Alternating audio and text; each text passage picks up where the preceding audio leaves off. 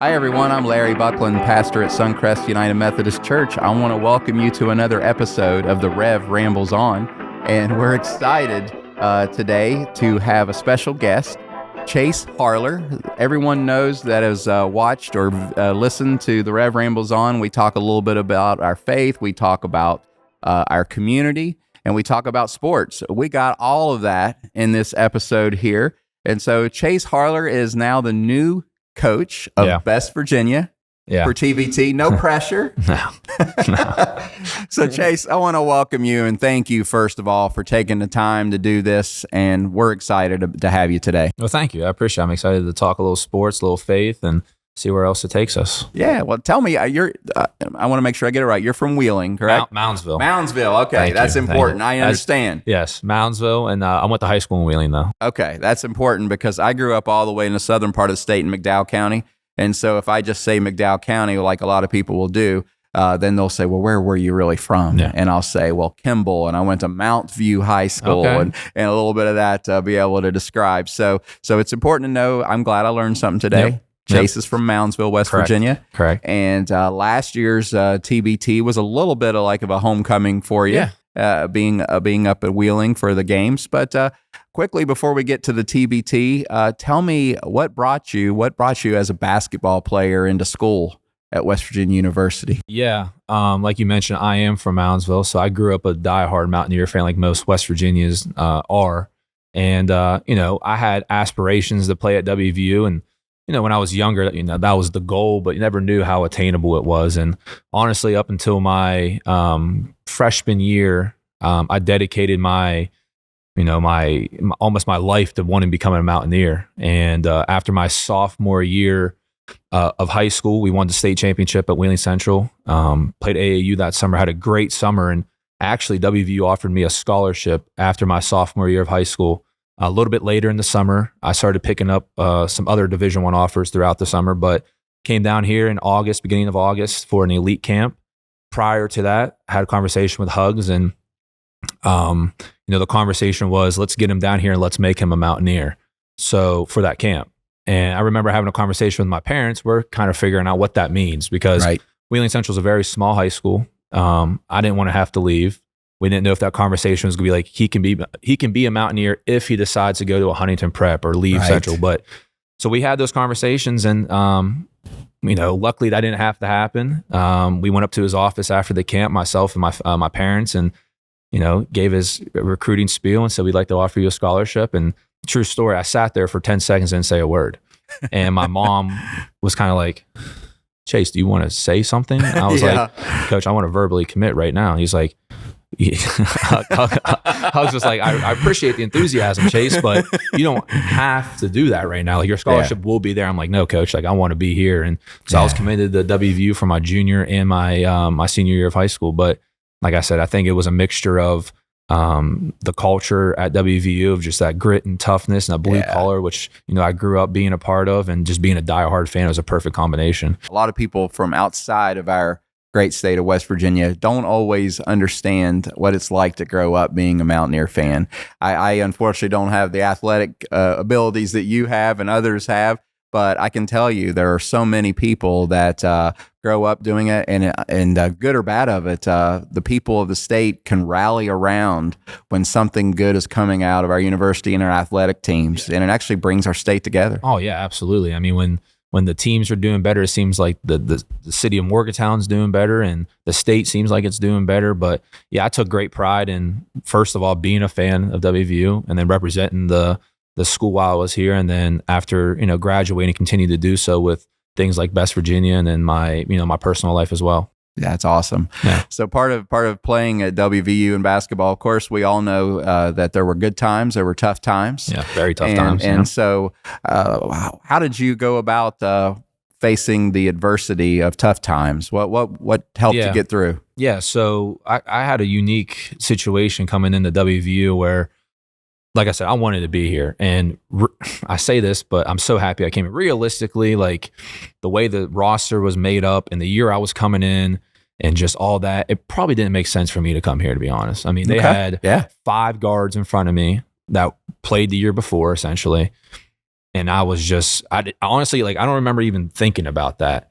I was Gatorade Player of the Year 2 times in West Virginia, my junior and my senior year. So, I have all this hype around me and whatnot, and oozing with confidence. And then come to WVU, and I'm the rookie again, and playing against. I played high level AAU, but single A at the time, West Virginia basketball compared to Big 12 athletes, that's a different ball game. So there was a huge adjustment period there, and it was tough. I mean, Coach Huggins is he makes you a man, but at the same time, he's tough to play for. I mean, he expects a lot out of you, and he'll tell you when you're not doing something right. And I'll never say I never got criticized before, but that was the most I ever got criticized in my life per se. And a lot of it was a lot of growing pains. I think I relied on my family a lot, my friends, and the biggest thing for me too was like when I was struggling with basketball, I had to almost get away from it in regards to just hanging out with friends, playing video games, and finding an outlet to take your mind off of it a little bit. And honestly, the first 2 years were very tough. Like I wanted to transfer almost every year I was here.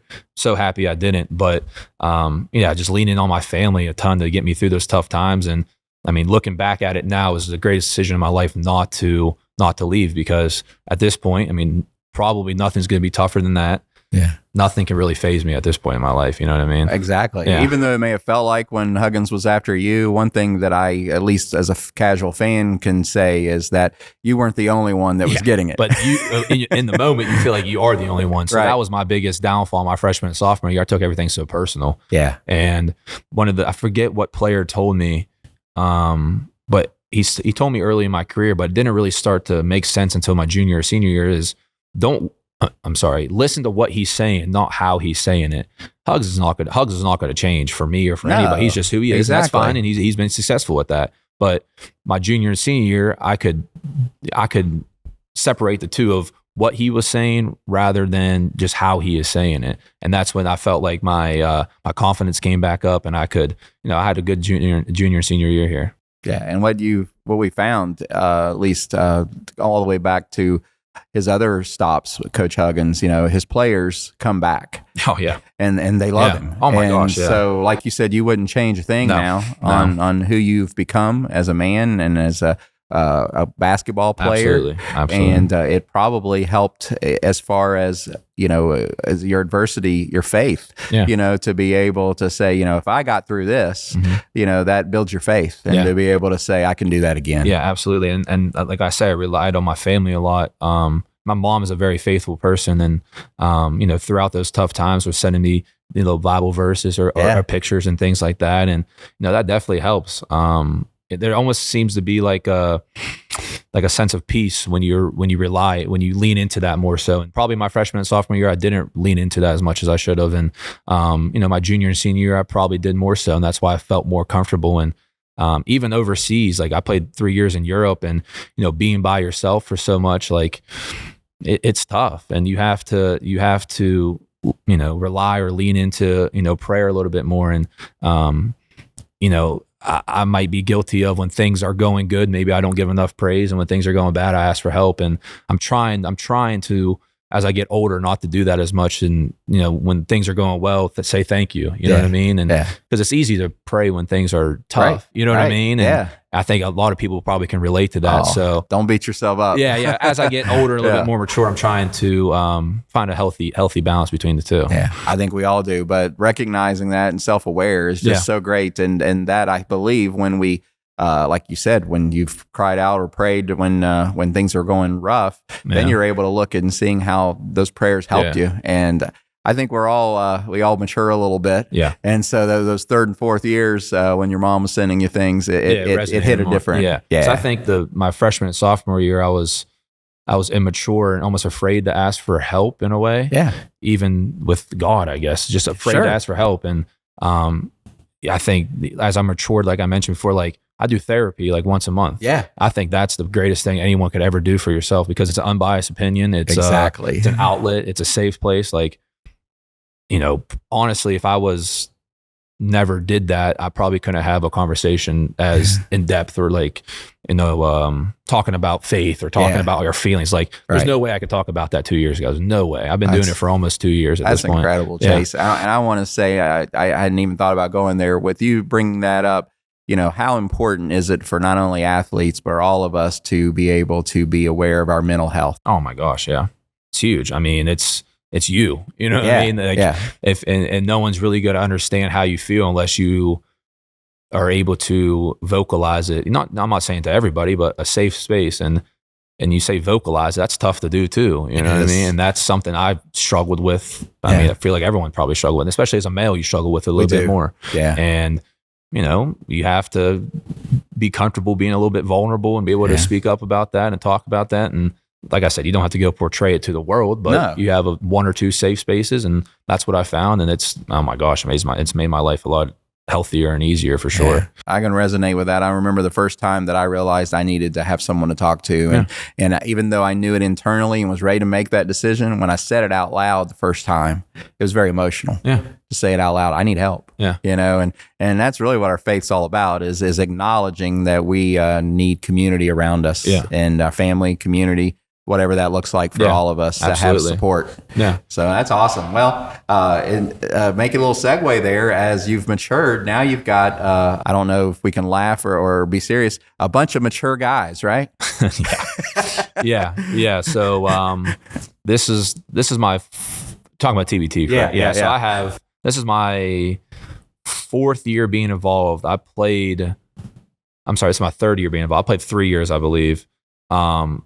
The first year I was involved, right after my first season in Europe, I wasn't in a management role at all. I did do it like a weekend back in Wheeling. It's pretty much what we're doing now with a exhibition game, golf scramble camp. I put that on in Wheeling. And then, because John Flowers started all this from ground up. Final Four, part of that Final Four team, started as alumni games in Fairmont, transitioned into West Virginia, which plays in the TBT. So he started this from the ground up. And I think after he realized I was capable of doing something like I did in Wheeling, the next year, she kind of gave me more responsibility. So last year I was the assistant general manager, and all that really was the fundraising, logistics, budgeting, things along those lines. Not really roster management. That was John last year. And then this year I'm doing both, where I am, I obviously have a team of that helps me a ton, but as far as decision making, I make the final decisions, I do the budgeting, but I'm also doing roster management. And like you mentioned, we do have some mature guys on the team, a lot of personalities, but I like it. I love our team a lot. I mean, my mindset going into it was I'm going to create the toughest team I can.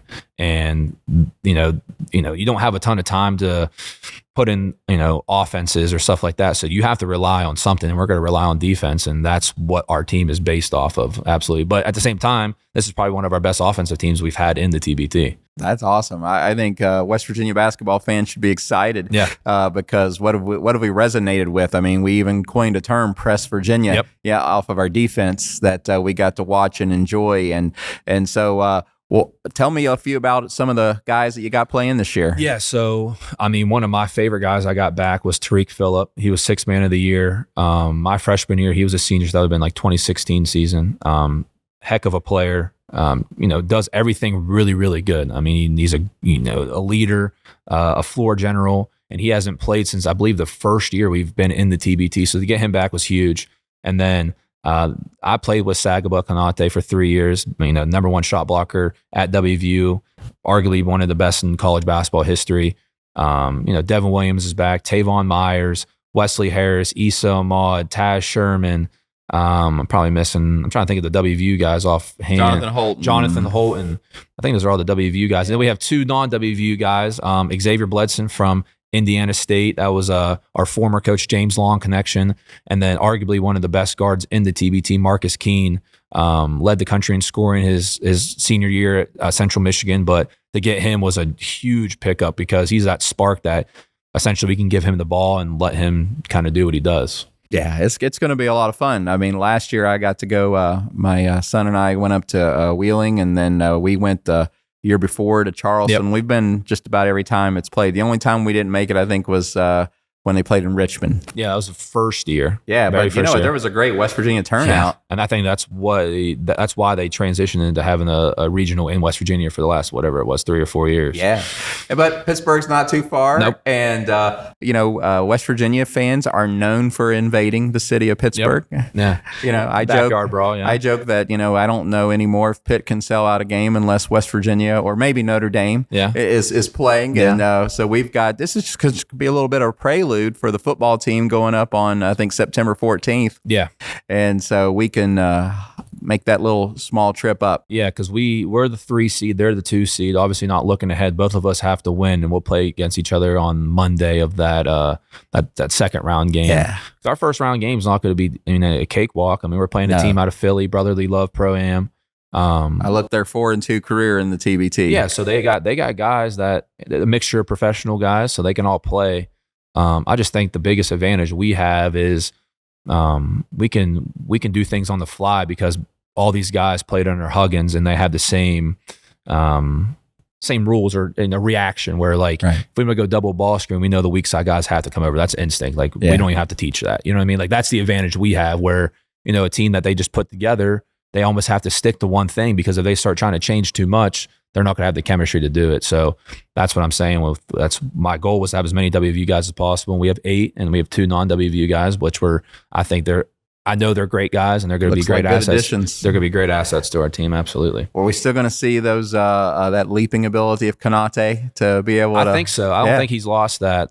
We definitely need him to be our rim protector. But the coolest thing about bringing all these guys back, in my opinion, is, as WVU fans, and I do the same thing. When I mention the names of these players, you just think about them when they were at WVU. Sure. And all these guys got better after WVU. Yes. And that's an exciting thing where, someone like Tavon Myers that is playing high level professional basketball at WVU, and if he was sitting here, I'd say the same thing, probably didn't live up to what he wanted to do. Yeah, absolutely. Yeah. And for these guys to come back and kind of showcase that to the fans again, that's always kind of a cool thing. And I'm sure it's a little bit of an ego boost too, which there's nothing wrong with that every once in a while. Well, I think Tavon's the perfect example of when I've watched him, I've been wowed. I mean, he's so much better of a player. And you can go down the list with all the guys with that. Let's I don't know what he would say about this, but John Flowers. Yeah. I think he improved his shot a whole lot. Because he wasn't even allowed to shoot until his senior year. But if he missed, I think 2 or something, he wasn't allowed to shoot anymore or something funny like that. But everyone's got, including myself.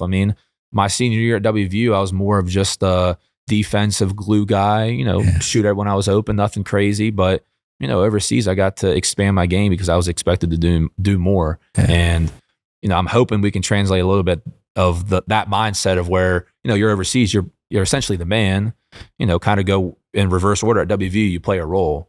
And, most of these guys, they're going to have jobs next year, overseas contracts. So it's not like they need to shine or outperform what they're expecting to do to get a job. That's kind of what I want to, emphasize to these guys. You guys are going to have jobs. Let's just all buy in and let's win $1 million. That's right. 3 weeks. Everyone just buy in. It's easier said than done, but that's what I'm going to emphasize a lot tonight. Whenever this records on July 11th will be our first practice tonight. Yeah. So when I think about this team, I really believe on paper when I look at it, this could be the best. I don't want to do a double there, but the best Virginia team that's been put on the floor yet. No, I agree. Offensively, we got weapons that adding Keene is huge, and then Tariq being our floor general, 2 great bigs, and John Holton being kind of that energy big for us. And, Wesley Harris has gotten tremendously better since he's left WVU. Issa Ma has gotten tremendously better. We got a rookie who's got to have a ton of energy, Xavier Bledson, like I mentioned before, from Indiana State. So like I said, we got a good combination of pieces that, as a coaching staff, we got to figure out what makes sense, what we're putting on the floor at certain times. What do you know about the team you're playing now? Yeah, they're based out of Philly. Yeah. Brotherly Love. Yeah, Brotherly Love. Combination of pros. I'm not sure if they're from that area or not. We haven't done a ton of scouting on them yet. Sure. We will next week. Because to be honest, after the first game, you have a day off, but it's the way I always describe the TBT. It's a little bit more controlled AAU.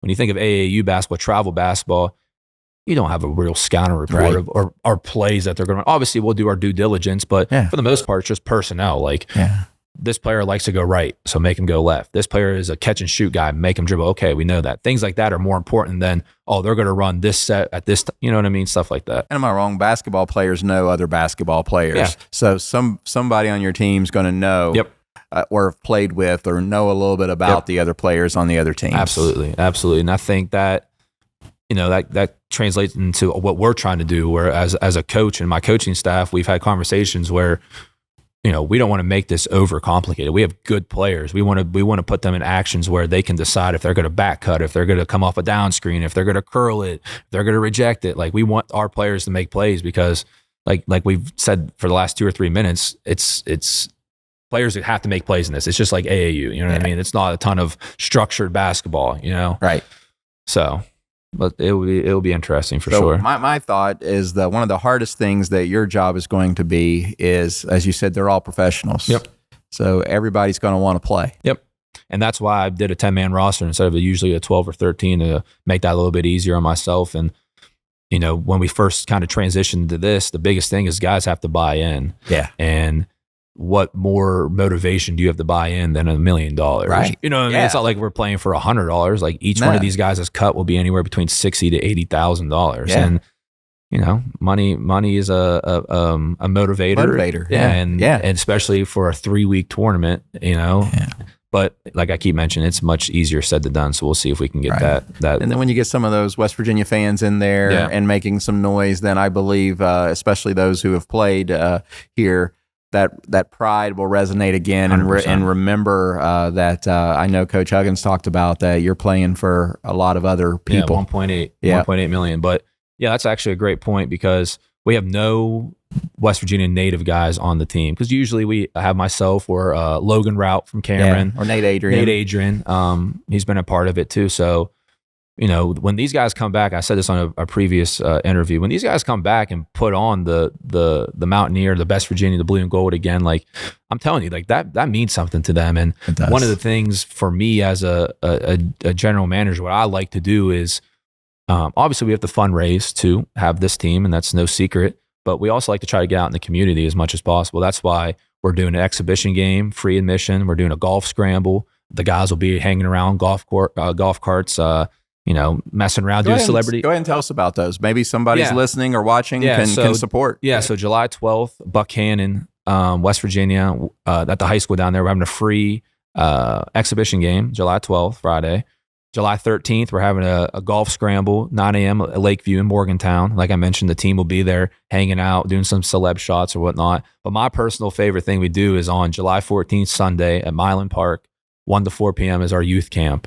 We'll probably have anywhere between 60 to 80 kids, and the guys will be there running stations, running games, and it's kind of a cool thing where like I mentioned before, when they put that the gold and blue on or whatever, and they come back and they are representing the state again, they have a big smile on their face and they love being out in the community. So I try to do that because none of these guys live in Morgantown per se. So when they come back, I want to get them out there so people can see them again and talk to them and whatnot. And you, as growing up playing basketball, I'm sure you can resonate with looking back to your childhood. If you would have had the opportunity to go and be at a camp where former WVU basketball players, how much it meant to kids. Oh my gosh! I mean, I would have begged my parents to take me, and they would have taken me because they understood that. And my parents are WVU fans as well. But that's a great point, and that's pretty cool. It's pretty cool to have these guys coming back, because I think about this a lot, because it's kind of along the same lines as Kevin Jones is one of my assistant coaches, right? Yeah.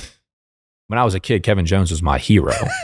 So was Deshaun Butler. Yeah. So was, a John Flowers, a Truck Bryan, Mike Gansey, Alex Ruoff, guys like that. Like I looked up to these guys, and now they're friends. Right. You know what I mean? Like Deshaun was a coach here last year, but even prior to that, even when I was still at WVU, those guys would come back and work out in the summer. Like I would hang out with those guys in the gym. Like that was one of the coolest things about that. So I'm hoping to maybe do a little bit of kind of that, like you mentioned before, with kids that maybe grew up watching these guys play and come and hang out with them for a little bit. And now these friends, look at what all is happening. Oh my, Joe Mazzola, Joe Mazzola, world champion. That's pretty surreal, to be honest. And Deshaun sounds like it's going to be working with him. Yep, he's on staff there too with them, which is great. Gansey's with the Cavaliers. Johnny West. Yep. You know, it just the list keeps going on, and so that's something that we as West Virginians can be proud of to see.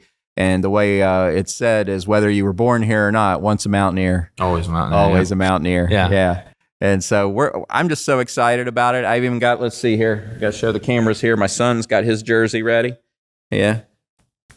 His TBT jersey with buckling on the back. I don't know, I don't think he's on the roster, but so we're all ready for Best Virginia. So we'll be there in Pittsburgh, cheering you on. Yep. And first game Saturday, July 20th, 3 p.m. Games used to be on ESPN if you can't make it. Now they're on Fox Sports. So there's still a way to, support if you can't be in there in person. Yeah, well, if that's what we know is, even if West Virginians can't make the trip to Pittsburgh, they will tune in any way that they can. Absolutely. So Chase, I just want to thank you for taking the opportunity to talking a little bit and having a little bit of fun, talking about how you're pouring yourself back into this community with a platform you have with Best Virginia, and being a former WVU basketball player, sharing how family is so important to you and your faith. So I just want to thank you for taking the time, and we really appreciate it here. I appreciate you having me. It's going to be an interesting tournament. It's going to be fun. It's my first time coaching. Yeah. I coached AAU, 16U, so that's my experience. But it's going to, I'm going to say a lot of prayers before that first game. Let's just put it that way. Well, I've told you guys need a team chaplain. I'm ready to go. All right. We might need that. So I'll be sending some prayers up, and I know many of our viewers and listeners will be as well. And Chase, now, if you go and win this $1 million, we hope that you'll come back and do another interview to congratulate you. Yes, absolutely. I hope that's the case. I really do hope that's the case. No matter what, maybe we make a good run. We can do a recap and talk about this. So for sure. So thanks, everybody. I want to thank Chase Harler, former West Virginia University basketball player, current Best Virginia general manager and basketball coach. And so we're so excited for the journey up to Pittsburgh, and we would definitely love to play a lot of Sweet Caroline and Country Roads up in Pittsburgh. So until next time, friends, tune in for another episode of the Rev Rambles On. Share it and subscribe, and we'd love to hear from you. Have a great week.